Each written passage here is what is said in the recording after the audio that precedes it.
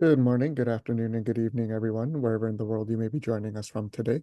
My name is Francesco Del Carpio, and I am the CFA York Operations Coordinator. I would like to officially open the first session of the Unboxing the SDGs for People, Planet, Prosperity, Peace, and Partnership, presented in partnership with the SDGs in the Classroom Community of Practice at York University with a land acknowledgement. We acknowledge and recognize that many Indigenous nations have long-standing relationships with the territory upon which our campuses are located that precede the establishment of York University. The area is known as Tekaronto and has been caretaken by the Anishinaabe Nation, the Haudenosaunee Confederacy, and the Huron-Wendat. It is now home to many First Nation, Inuit, and Métis communities. We acknowledge the current treaty holders, the Mississaugas of the Credit First Nation, and that the territory is subject to the Dish with One Spoon Wampum Belt Covenant, an agreement to peaceably share and care for the Great Lakes region. As this is an online event and our participants may be joining from various locations, I strongly encourage you to learn about the traditional land upon which you are located. With this, I welcome our moderator, our speaker, and our participants from around the world. Welcome to our webinar. For those who may not be familiar with CFAL York, our center was established in 2020 and started its operations in 2021. CFAL York was created in collaboration between the United Nations Institute for Training and Research and York University, with York Region to develop and deliver training and knowledge sharing, as well as capacity building programs across 5 focus areas, which are disaster risk, emergency management, and humanitarian actions, health development, environment and climate change, entrepreneurship, digital technology and economic development, equity, diversity, and inclusion, and advancing the UN Sustainable Development Goals. I will now pass the floor over to Sandra Penniston to speak a little bit more about the SDGs in the classroom community of practice. Thank you, Francesco, and welcome everyone to this great lecture series. So we're really excited about this. And so just a little bit about the SDGs in the Classroom Curricular Innovation Hub. So this came from a 3-year Academic Innovation Fund grant, and it's from 2022 to 2025. And our grant is focusing on infusing the SDGs into classrooms at York University. And it came from 2 key events. So it came from incorporating SDGs into our university academic plan. And it also came from Dr. Cheryl Van Dalen's Provostio Fellowship. Now, Dr. Cheryl Van Dalen Smith is an associate professor and is currently the Associate Dean of the Faculty of Graduate Studies. And her Provostio Fellowship was similar to what we're talking about today. It was unboxing the SDGs to make it more relevant to faculty across the university. And her catchy title was "It's More Than Bees and Trees." And so bringing that understanding that the SDGs were more about environmental science, environmental issues, climate change issues. And so what came out of that was the beginning of a toolkit that faculty could use to infuse the SDGs into any classroom across universities, across York University. And so we applied for a grant to kind of springboard off of this original fellowship, and were awarded this 3-year grant. And our big deliverables are professional development and developing a community of practice. And that's where the SDG Hub has linked up with CFAL to develop this lecture series. And we're finding that faculty are not understanding the SDGs, and we felt that we needed to literally unbox them. And so they became more relevant to faculty, regardless of what discipline you're in. And so by doing this, and we started to think about looking at the SDGs as more of the 5 pillars, and thinking that if faculty could think of the SDGs as related to planet, prosperity, I'm not going to remember them all, but the 5 pillars that we're basing this webinar on, that maybe they would be able to think about how they could infuse the SDGs into their classroom.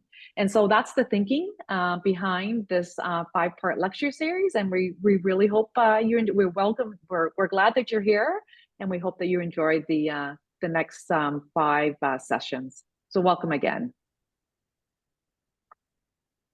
Thank you so much for that background, Sandra. So without further ado, I'd like to introduce our moderator, Matthias Dedovitis.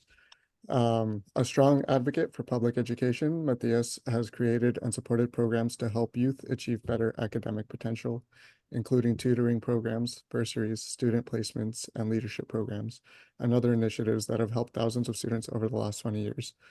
He was elected to the TDSB, or Toronto District School Board, this last fall, the first Latinx to hold that position in 25 years.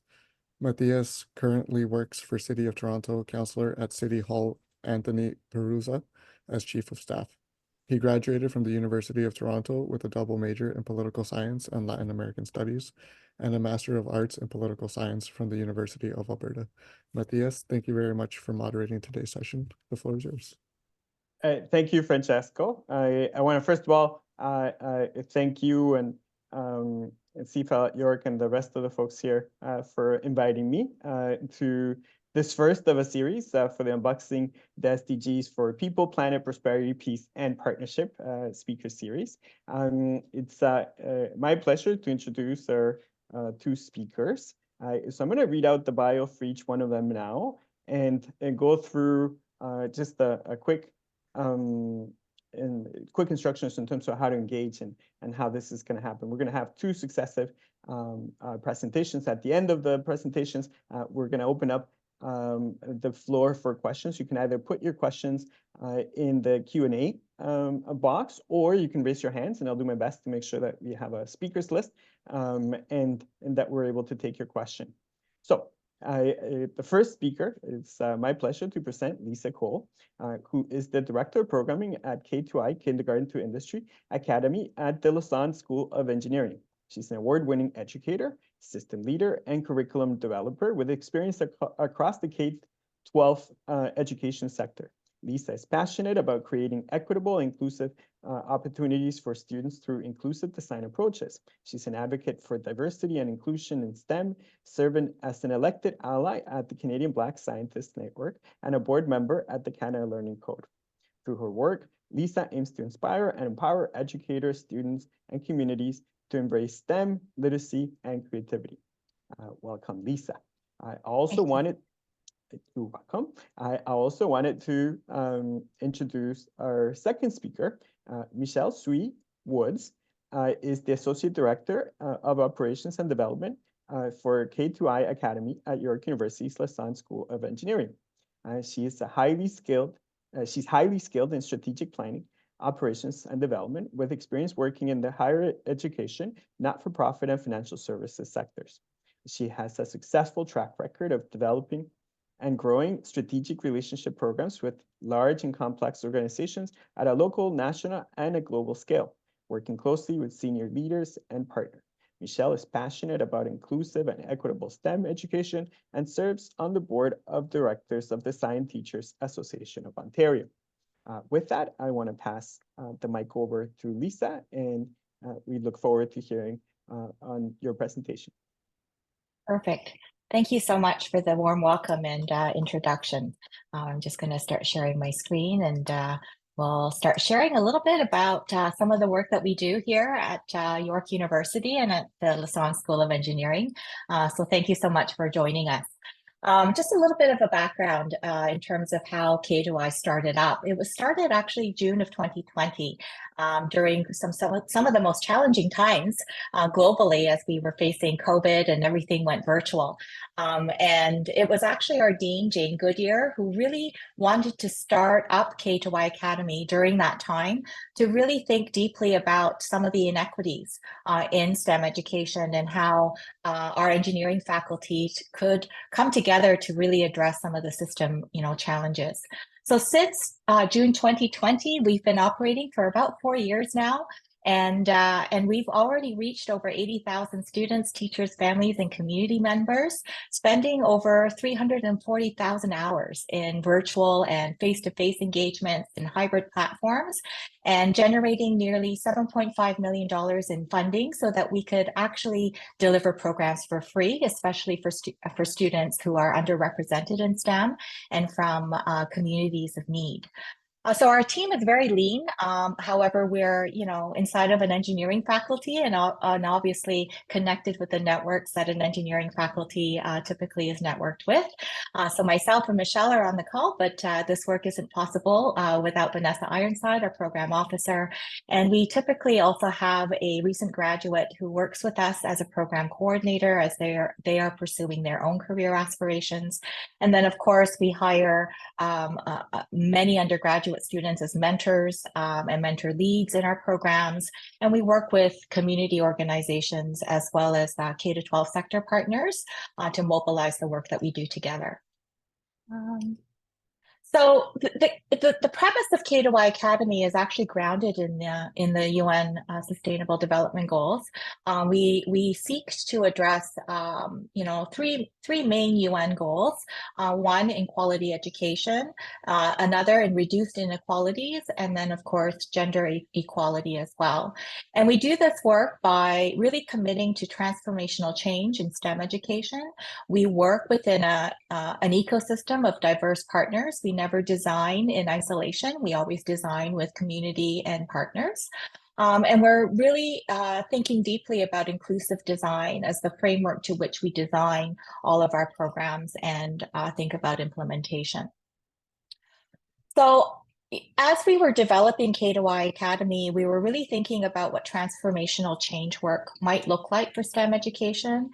And so what we've really built is the innovation for us is really about the infrastructure to which we are building our work. So though we'll speak a little bit later about some of the programs we offer, we consider those programs to be products.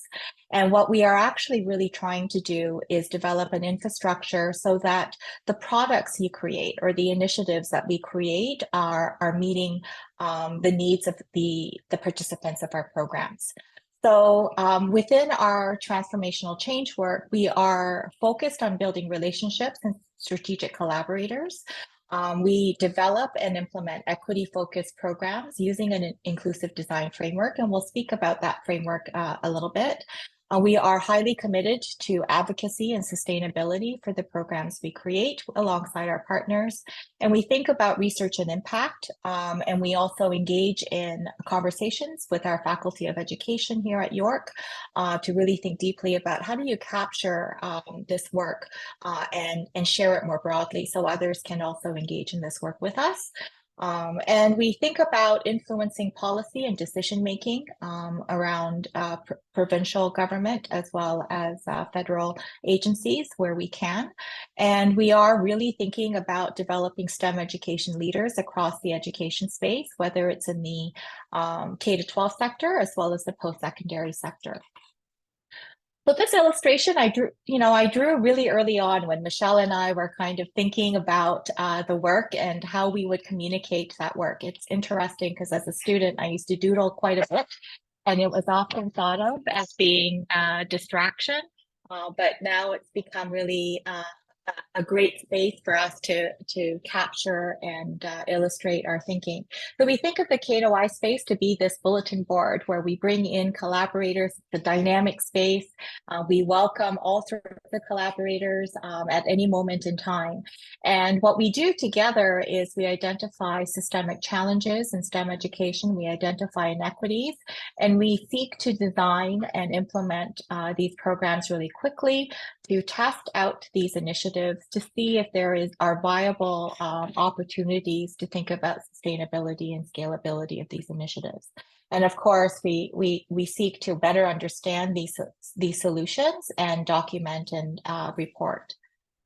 So the premise of K2Y Academy, oftentimes, there is this metaphor that plays out in STEM education being science, technology, engineering, and math. And oftentimes this analogy that's used is this leaky pipeline, that every junction across the education system, there are students and people who kind of fall out of this pathway. And we would argue that, these leaks are not passive, that these leaks are actually pumped out. Certain people are pumped out, and there are likely filters that pushes out certain identities of people in this analogy. And despite, I think that work in this education space has existed for a really long time. There's many amazing organizations nationally, provincially, locally, that is seeking to address some of the inequities in STEM education. And despite all of our collective efforts, we still run into these statistics that illustrate a growing need to continue this work. And so for us at K2Y, we work with our partners to, at times, question this analogy. We think about the system as, thinking about, if we were to use this pipe as an analogy, what is this pipe made out of? Is the pipe actually only designed for certain types of fluid? Maybe it's only one kind of fluid that it's designed for. And what happens if this pipeline was actually expected to leak, and that the pipeline was intentionally designed to leak? And so what do we do about this? If we imagine this fluid flowing through and the fluid leaking out. So I was once a physics teacher, and in my classroom, I typically had certain tools, including duct tape. And so we think about duct tape solutions where we're, kind of trying to cover up these leaks and prevent the leaks. I sometimes think about buckets. Maybe the fluid needs to be captured and the fluid needs to be then placed back into this pipeline somewhere else. And then the other, kind of solutioning we can think about is creating additional pipelines, additional places for the fluid to go rather than leak. But if we were to dream a little bit, and I think that we can imagine that much of the initiatives that we are deploying out into the system to address these inequities tend to be duct tape, bucket, and new pipeline solutions at the present time. And instead of talking about pipelines, we've improved our language by speaking about pathways instead. But when we think about pathways, we're still constructing them. And I wonder about who's constructing them, and are all these pathways accessible, and do they all lead somewhere? And so if we were to dream together a little bit, a different analogy might be to speak about ecosystems, where all people can find a place in that ecosystem to find meaning, to showcase their strengths and contribute to the larger good. And if we were to think about that kind of space, and we think about inclusion, we need to imagine a new space.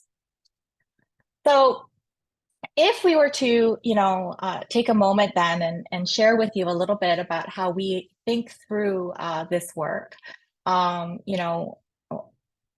sorry, I have this window that's kind of in my way. I'm going to try and move it somewhere. Okay. And when we think about the framework to which we're actually designing,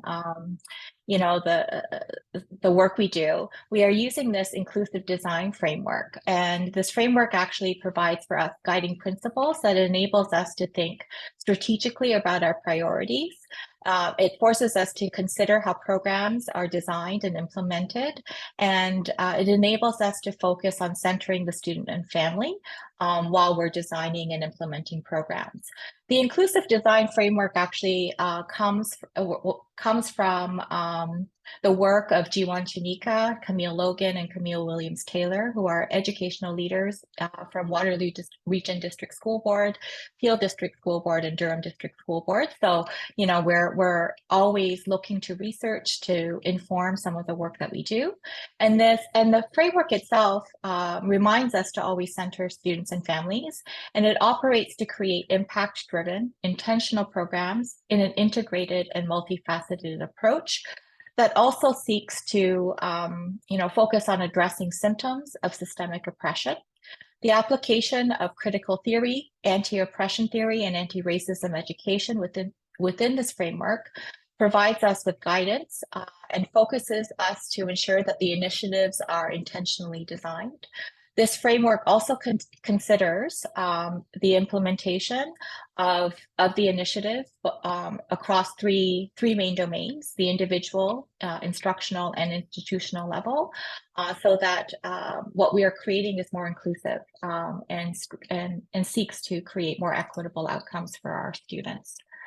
On our website, there is actually more of an inclusive design tool that provide some questioning across these main areas of work that might be useful. But really at the center of this work, it begins with understanding yourself. And knowing that as designers, no single person is completely neutral, and that we are often shaped by our own experiences and our own perspectives. And this perspective is unique to each of us. However, it is important to recognize that it is a singular one perspective that is important, but it must make space for other perspectives in the design process. So each space and moment in time in this process is rich with culture, and that culture of the collective, perspectives and experience is what makes this work a dynamic process where we have to be comfortable with change over time. And so a little bit more about the framework itself in the different layers of the work, and then we'll share a little bit about what the initiatives look like here at K2I. So again, we place the student at the center of design. We consider the interpersonal experience and circumstances of the participants or the students. And we consider factors such as social location, abilities, language, culture, family identities, and social location. And it's really important to understand the lived realities of students in the community that you're seeking to serve. And then as we think about designing alongside collaborators, partners, and community, some aspects to consider would include family, parents, elders, and community, building leadership, designing experiences, environment and context learning, engaging students and educator voice in the design, collecting and analyzing equity data, and reporting and evaluating for continual improvement. And so you'll notice that some of the initiatives we'll share, it's never actually ran the same twice, because we're constantly shaped by continuous improvement processes informed by all of our collaborators. And then, of course, we need to consider how we think about operationalizing this work. And so when we think about some of the design processes, it's just as important to think about the operational barriers and structures that sometimes gets in the way of implementation and the experience. And so we have included inside of our inclusive design approaches recommendations at the organizational level, program level, and sessional level that seeks to consider the operational barriers that sometimes gets in the way of implementing these kinds of programs. So I'm going to pass it off to Michelle to speak a little bit about what our work looks like today. Great, thanks, Lisa, and thank you for joining us today. It's really lovely to be here. So on this slide, when Lisa and I started at K2I and really began to think through what it is we imagined in this space, we really had fallen in love with the question, how might we create equitable opportunities to inspire diverse future STEM innovators? And we are committed to addressing the UN Sustainable Development Goals in quality education and reducing inequities through our work. Particularly, we are focused on bringing STEM to life. So as you can see here, our three large buckets across the top are bringing STEM to life in schools. We must go where students and educators are every day, and collaborating with teachers and system leaders of school boards. Our second is work integrated learning. So creating summer opportunities for our students by creating programs that address multiple barriers to opportunity and creating a wraparound program. The third is community in our community. So bringing STEM to life in the community is where we work together with our partners, community organizations to strengthen our collective efforts across the ecosystem. And two additional components, which are kind of what's really we've observed has been needed to really make transformation at the system level, is around STEM education leadership development, where we work closely with school board leaders, school administrators, and community organizations to design programs together. And then, of course, engineering education and STEM education research opportunities to share our journey and enable others to connect into our work together. So a little bit about each of these areas, these program areas. So in bringing STEM to life in schools, we build programs that support the implementation of new math and science curriculum in schools. We work closely with teachers, providing job-embedded professional development for educators as they learn to integrate engineering design, computational thinking, and coding into Ontario curriculum-connected learning. Teachers will work alongside both Lisa, but also our K2I Academy Program Officer, Vanessa Ironside. We are already in priority schools within our partnering school boards, but with plans to move into new school boards in the year ahead to build system capacity. To date, we've released grade 9 teacher resources, D-Stream teacher resources on our website, which were funded by the Ontario Ministry of Education. And you can see them here. And these resources are actually available to anyone. So if you visit our website, I think I provided the link a little bit earlier, you can actually participate and engage in this, in these teacher resources as well, and share them with educators in your communities. All right, sorry, Lisa, just sort of scrolling through. So on to our next slide. So we have also additional resources related to additional programs that are part of our in-school programs. So the Path to STEM teacher resources around space technologies and engineering, our automotive and mobility technologies and engineering, and then newly released for our elementary teacher resources connected to Chris Hadfield's. I'm not sure if all of you are familiar, but Chris Hadfield is a Canadian astronaut who wrote a children's book called The Darkest Dark. And we're pleased to share today that in the upcoming fall of 2024, we will also be releasing teacher resources for the computer science program for grade 10. We're very excited about that. Another program that we're quite, that has been very important to us is about Indigenous engineering, technology, and innovation by design. It was a course that was co-designed together with a teacher and a Ojibwe math and language teacher in Blind River, Ontario, Brian Belfuel, and it has involved high school students from that community to bring together Indigenous ways of knowing and also science and STEM education.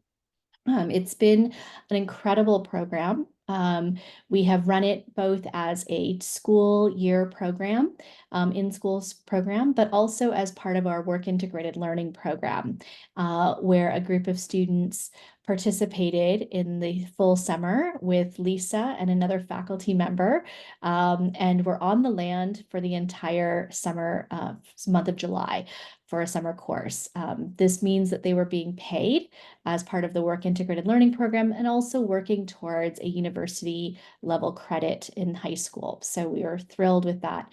And as you can see here from the notes that we provided, 100% of the students completed the course and earned the course credit, and the course median was 95%, which is outstanding. It continues to run now, and we're excited to continue to work to expand capacity across their school board as well. And then our community programs, so bringing STEM to life in the community.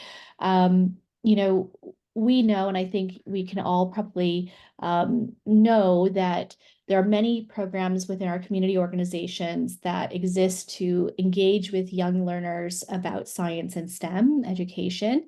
And we want to help build capacity with those organizations.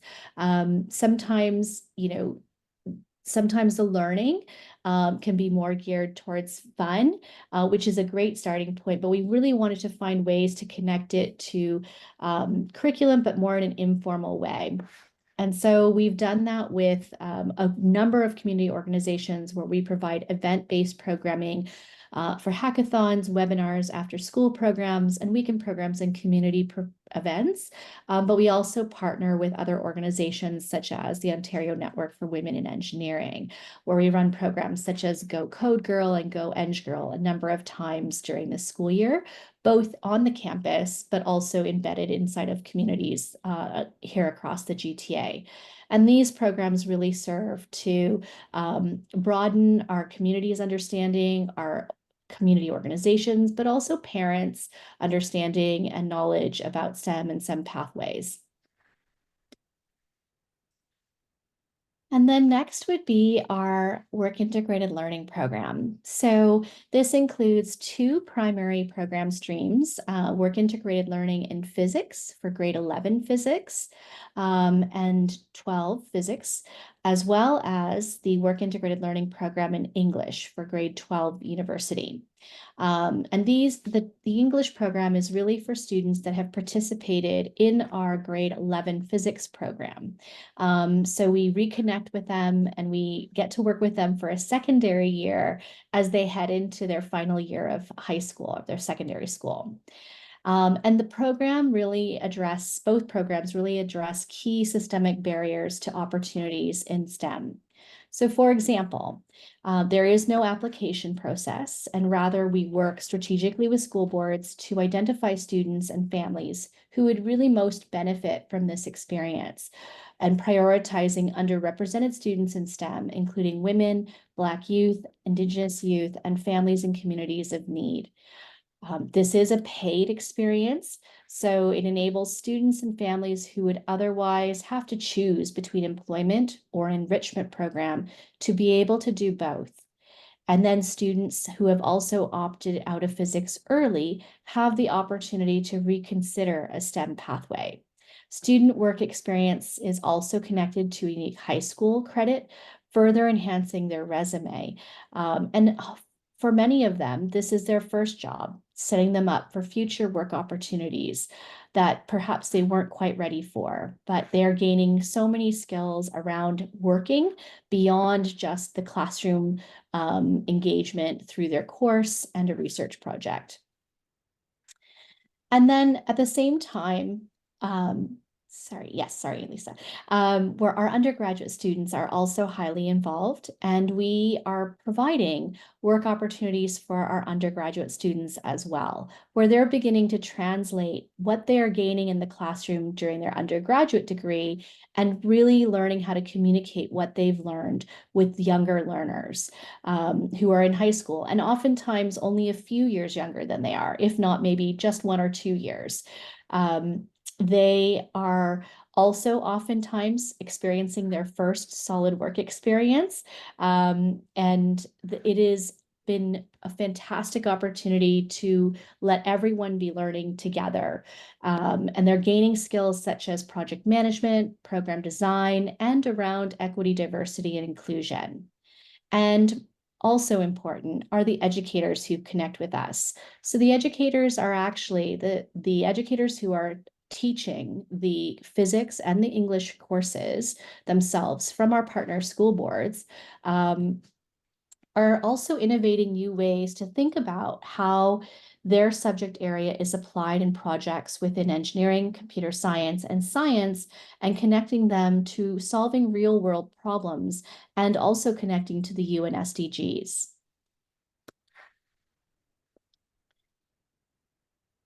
I am just catching up to what slide we're on. So Yeah. sorry, Lisa.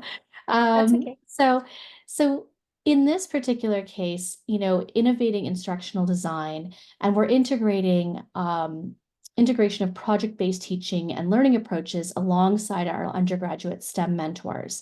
Our undergraduate STEM mentors are coming from institutions from across Ontario, if not Canada. This year we have students from coast to coast within the country, and who are at all levels and a wide range of undergraduate degree programs, ranging from science between multiple disciplines within engineering and also different specialty areas within computer science. They try new instructional modalities, including team teaching, spiraling curriculum, and enhancing assessment and evaluation strategies, and increased conversations and observations with a focus on process. And this is done hand in hand with the teachers that they're working with, both in the formal classroom time or teaching time with their physics and English, but also during their research project time, which is with our undergraduate students. And then I thought we would share a video. So Lisa's going to, oh, this is not our video yet. So since June 2020, we have seen over 400 high school students, 130 plus mentors, 15 high school teachers, and 20 plus research faculty members, graduate students, and industry partners. And so if you can imagine all of this happening every summer, it is quite a bit. We have so many students and so much work happening kind of simultaneously. It's a bit of controlled chaos, but it is a wonderful experience and just phenomenal to see what our students are able to accomplish both at the high school level and the undergraduate level. And to share with you a few examples of our high school research project posters. They do work in teams, so through groups of anywhere from 4 to 6, and assigned 2 mentors and a teacher. And these are some of the examples that that they've worked on and the work that they've produced at the outcome of their summer. And this year, because we never really stopped this program, we are going to be welcoming shortly about 120 high school lab assistants through 3 different partnering school boards, 45 undergraduate STEM mentors and mentor leads who have already begun their work earlier this month. They're in deep diving into their training and onboarding and starting their research project work this week. We have over 20 research faculty and graduate students who've committed to partnering us with their research projects that they're developing inside of their own research areas. And then, as I mentioned earlier, our 3 school boards. This work, you know, as you can imagine, when we're hiring and paying that many individuals, we do require and do rely heavily on funding. So this work is funded by the Ontario Ministry of Education, KPM Power, the 407 ETR, and Scotiabank, which is one of our larger national banks here in Canada. And then finally, to kind of reconnect us back to what Lisa spoke about earlier, inclusive design and operational processes. You know, it is always a challenge when you're working in very large organizational structures that have long historical operational processes in place to navigate that while also supporting learners and students that perhaps have never been employed. If you come from a large organization with very established HR processes as an example, you would understand that sometimes these things these processes are quite complicated and often serve to not necessarily support younger students and younger learners.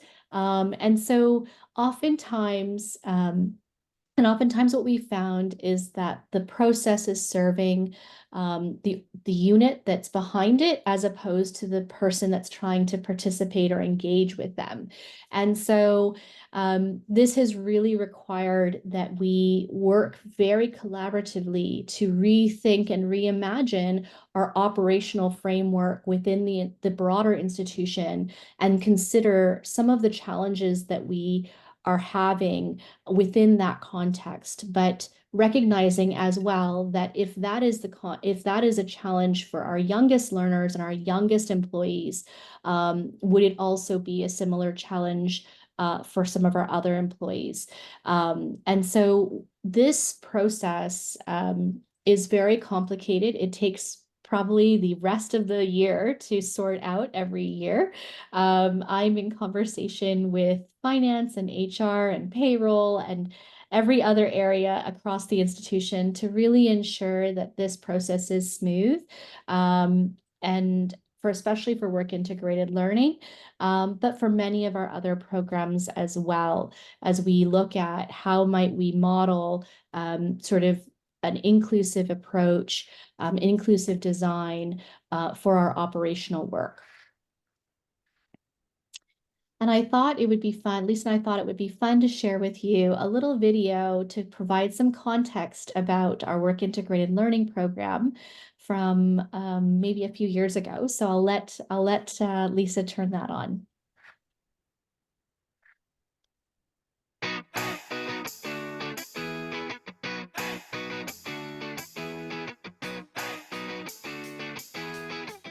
So personally for me, it has been a learning experience, and it has been like exciting. Even though we were sharing our knowledge with the lab assistants, equally I felt like my knowledge on all these concepts just expanded more. It gives you the opportunity to learn new things, and you're able to work hands-on, gain experience, and gain skills that you need for the workplace and future. I feel like I finally know what it means to be an engineer or to engineer. I think this program does a fantastic job at breaking down those inequities and systematic barriers that are fortunately so prominent in our educational system at times. You know, the program itself is rooted in the concepts of equity, diversity, and inclusion. It's really cool how this is just a safe space for any student to learn, grow, and express their interests uniquely.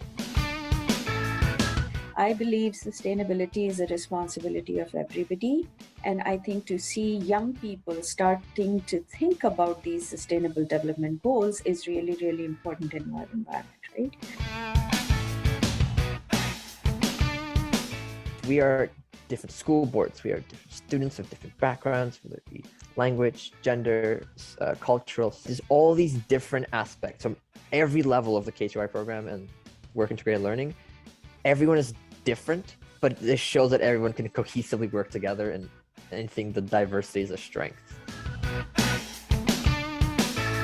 The Helen Carswell program, which I was a part of, it is just for girls and non-binary people. And I think that was just like a more inclusive environment for them, because usually we might sometimes feel a little excluded from STEM. They tend to be more male-dominated, especially engineering. This program really touches on all aspects of the field, and they aren't always accessible in a traditional high school setting, and I think it's just really special. I've been even more inspired to pursue a career in the field of sciences, even if it's not directly related to physics, but it's just been a very valuable and inspiring experience that I'll cherish for a long, long time.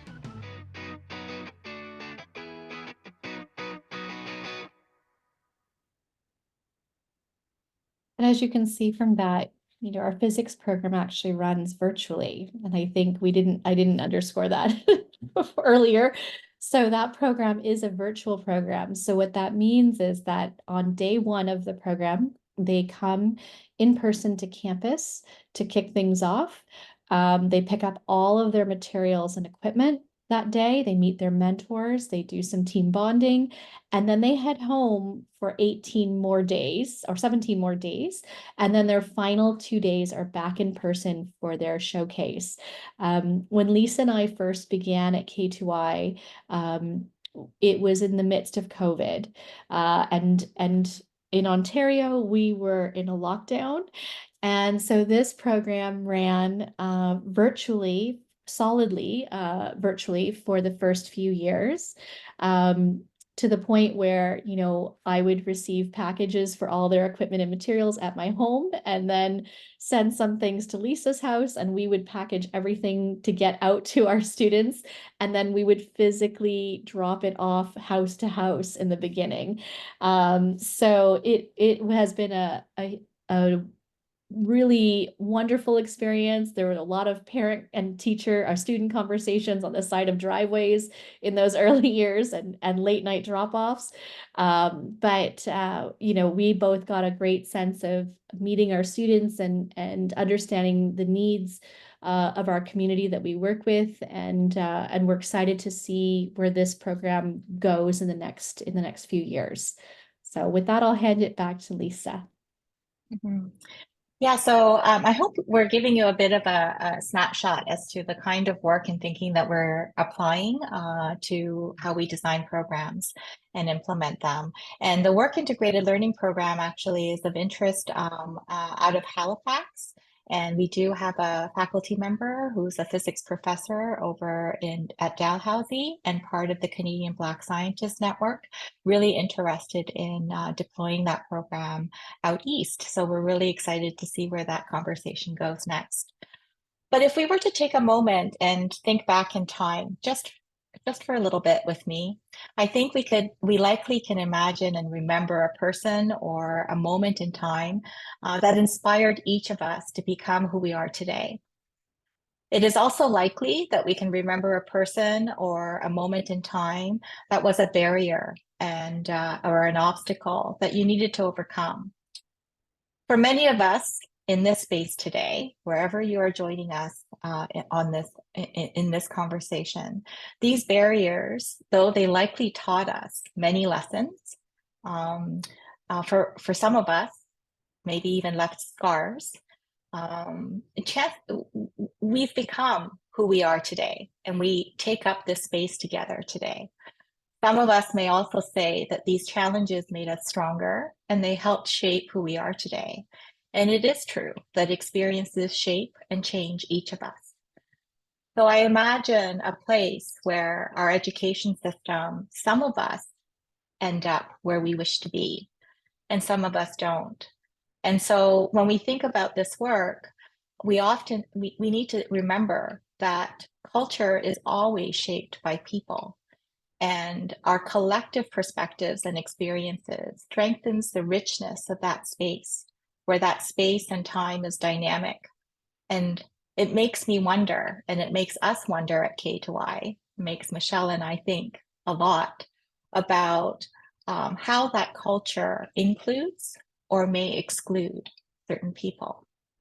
When we think about education, education is a human endeavor. It is built by people, with people, and it serves people. And if we didn't have a formal education system, if our institutions did not exist, does that mean our society stops learning? I challenge us to remember a time and a place when institutions were not the only drivers of teaching and learning, that teaching and learning is actually a human and social endeavor. So we come to this work together to really think about our students. And when we ask our students what problems they want to solve in the world, we've collected some of those thoughts. These are the common things that come up. And so I imagine a world where every student, every person, every young person that exists in our system today can pursue their dreams, their passions, their interests to be able to solve some of these complex problems that we face. And so I challenge all of us to do our part, to join this ecosystem for change, and to strive for better, high quality education for all. So thank you. Thank you so much for the invitation. Michelle and I, it's not very many people, I think, get to enjoy a career where personal passion and interests align with their professional passion and interests. And Michelle, myself, and the rest of us at K2I get to do this work every day. And we're inspired by many of the people that we work with. And by no means we're spokespeople for the work, but it is informed and shaped by many others across the sector. So thank you. Thank you, Lisa. Thank you, Michelle, for an informative and passion-filled presentation with lots of information. As a matter of fact, I have lots of questions, so I may have to reach out to you folks separately later. So we're going to open it up for questions and comments. from folks in the audience. I'm happy to take some of those. I don't see anything yet in the Q&A section, but if folks want to come on the mic as well, you can raise your hand as well if you did have a question. If not, Francesco, I could always, hold on. So I have a question from Mohammed. Go ahead, Mohammed. You should be able to ask your question. Can you guys hear me now? Yeah, go ahead. Yeah, well, today's presentations were quite awesome. And to be honest, it was one of the presentations that actually included most of the stuffs that that I, or for example, most of us talk about when we want to integrate SDGs into the classrooms. Well, I wanted to add one little point here, that one detail that really helped me to help my students to understand the basic points of how since the SDGs are quite global, right? For example, we talked about poverty, zero hunger, for example, gender equality, sustainable community. These are quite big topics. Like, for example, if I for example, include them or explain them to my students, they say that I'm just one person. We are just a group of 20 people. What can we do? This is quite big for us. So then I just include a little framework that the UN developed, which is the subnational, national, regional, and global levels. As you can see, that the SDGs require each country has a VNR, voluntary national reviews, at the high-level political forum at New York, which happens every year. They say that the entire progress of the SDGs come back to the subnational level and the national level. When we have activities, programs, workshops, programs like you guys do to help people, and other programs, civil society organizations that work and on the grassroots level, it helps to increase the activity at the national level. So higher activity at the national level results in higher activity at the regional level.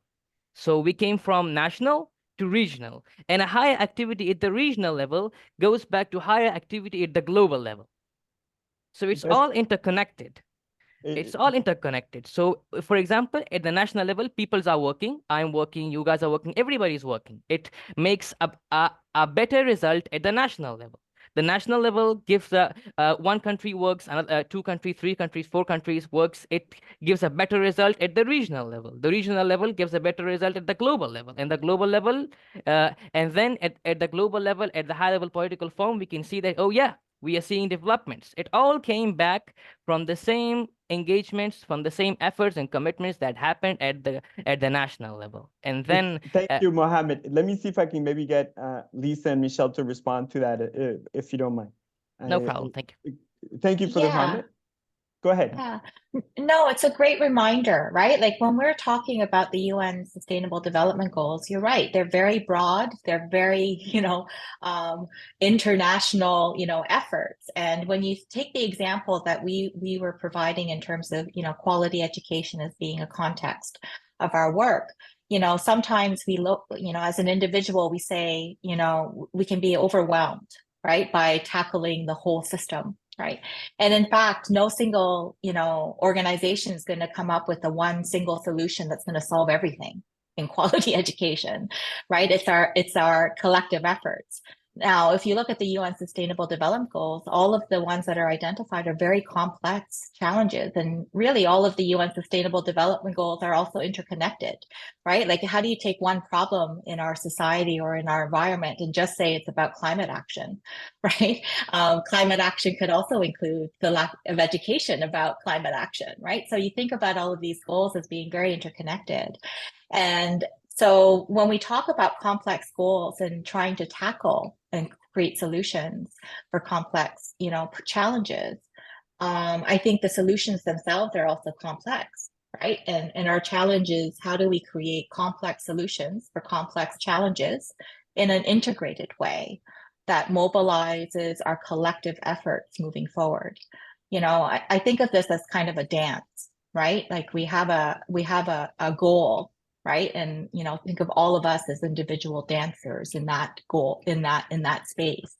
And that dancing is kind of synchronized and moving in some direction, but it doesn't define each of our individual movements and which path we're going to take in that general direction. We allow for difference and focus and individuality in how we tackle them, but it's our collective efforts that will move the system. And I think that's kind of the visual that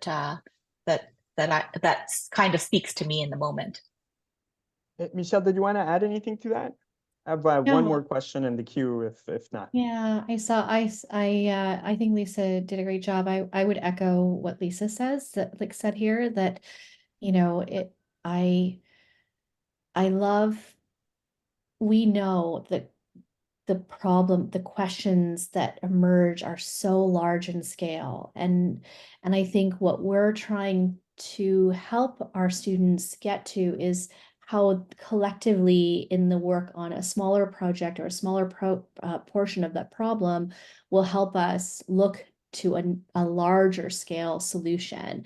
And when we even operationally think about those big research questions that our faculty members are working on, our graduate students are working on, that partner with us, and how they're connected to the UN SDGs, it is our undergraduate student mentors who then begin to work to translate that into something that is more manageable, but also relatable and gives a sense of connection to our participating high school students, so that they feel that they're contributing to those larger solutions in the UNSD that are being posed through the UN SDGs. And it takes a bit of time operationally to kind of get our mentors to that place where they could tackle what they also perceive to be this enormous question that, the brightest minds around the world haven't been able to solve these questions. And yet you're asking us to try to walk through a very open-ended, open-designed research project, allowing our high school students permission to kind of take the lead on how might they solve those big problems. And I think, in and of itself, that experience, that learning has been so wonderful for all participants, the teachers, the students, the undergrads, because, they get to sit in a question that they're curious about, that they are passionate about, and work towards a solution together. And that's a wonderful thing. Thank you then for that for expanding on that answer. Just a very quick 10-15 second answer to one of the questions there on the chat. Do you have any plans to expand the program to other countries? Is that in the works at this point? Yeah, we're always quietly piloting in the background. Okay. The initiatives that we share in our reports and on our website are products of the time, but it doesn't stop us collaborating with additional partners to kind of see where there are other opportunities.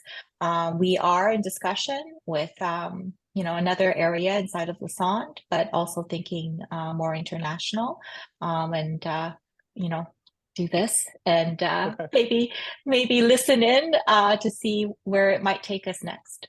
That's very exciting. Lisa, Michelle, I want to thank you on behalf of CFAL at York, Unitar, all of us here. I'm just going to share a small story to wrap this up. I'm the grandson, we just had Mother's Day yesterday here in Canada. I'm the grandson of an agriculture engineer, one of the first females in the country. I was born in Uruguay to join that field. And I remember the work that she did in the 80s with indigenous people in Central America. It was connected to sustainability. And she told me, and it stayed in my mind forever. And I heard the echoes of that here today in the presentation. So for me, this presentation is very personal and very exciting. She told me, if you want to have sustainable solutions to people's economics problems, you have to have sustainable solutions that are centered around people and their experiences. If you don't do that, It doesn't matter how clever and important your solution feels to you and the new technology and so on. It has to be sustainable to the people that participate. So I heard that today, and to me that was very important. And I see you nodding very strongly, Lisa. So I'm glad that you agree with that. So with that, I want to thank you both for a very informative, important presentation on a very important topic, the future of our planet and the sustainability of our planet and how we can get there, connecting the local to that larger global problem that may seem impossible, but we can find solutions to those problems at the very local level. So thank you, everyone. Thank you for participating, and very exciting to see where this is going. So again, Michelle, Lisa, and to the whole team that put this together, I wish you well, and we look forward to the next session coming up. Thank you. Thank you. Thank you. Thank you so much. Yeah, I would just like to quickly echo my thanks as well. Thank you so much, Lisa and Michelle, for that great presentation. Touched on some very important topics and some great ideas shared, and great work that you're both doing with K2I. And thank you as well, Matthias, for moderating the session today. And of course, to everybody in the audience for joining us. Thank you for taking the time to be here and making this opening session a success. And so just very quickly, oh, and thank you as well to Sandra and the whole team behind the SDGs in the Classroom community of practice at York University. And then just very quickly, just to end, I did want to share that this is, as mentioned, a bi-weekly speaker series. So we have a session every other Monday. So the next session will be in 2 weeks, Monday, May 27th, same time, 12 p.m. to 1 p.m. Eastern Daylight Time. The speaker for this session will be Christian Van Buskirk, who is from the University of Victoria and will be speaking on framing curriculum through the lens of SDGs. So for anyone who is interested, please mark that down on your calendar and please share this within your networks to anyone who might be interested that you know. As always, registration is open and free. So with that, just one last big thank you to everybody. And I think we could end the session there, unless Sandra, if you wanted to have any quick closing words. Oh, okay, great. So thank you very much, everybody. Have a great rest of the day.